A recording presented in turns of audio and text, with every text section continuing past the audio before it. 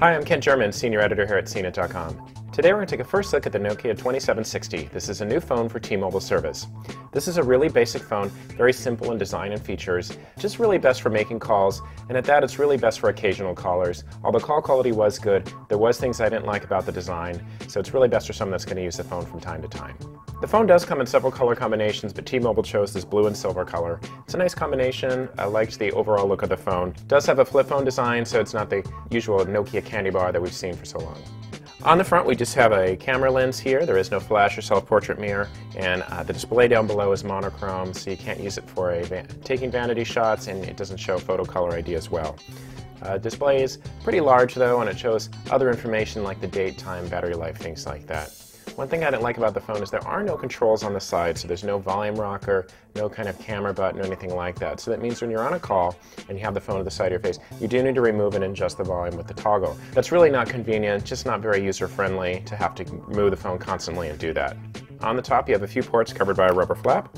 There is the charger port and a 2.5mm headset jack.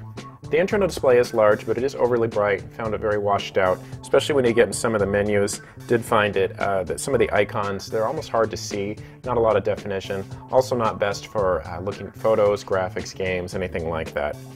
The keypad buttons and navigation toggle were fine. Keypad buttons felt a little cheap. It is the phone is a little bit of plastic, and you can feel the plastic on the outside. So as a whole, the phone feels just the tiniest bit cheap, not the most sturdy phone we've had. And the keypad buttons, while they're large and they do have large numbers and it's brightly backlit, when you're running your finger over and you're pressing down a lot, they just do feel a little cheap. However, the toggle navigation array is large, pretty user-friendly. The toggle is raised just above the surface of the phone, so it has a nice definition. Also, the OK button is pretty nice. Talk and end key doubles as a power key. In the past, Nokia usually has had a dedicated power key, so this is something they're moving toward a little bit more. I said the call quality is pretty nice, also good for photo quality for a VGA camera. The phone does have Bluetooth as well. It's nice that we're seeing Bluetooth on a lot of basic phones, especially with all the laws that many places are passing requiring you to drive and use a hands-free calling.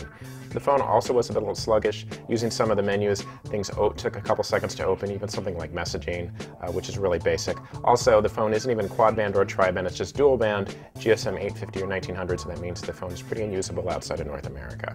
I'm Kent German, and this is the Nokia 2760.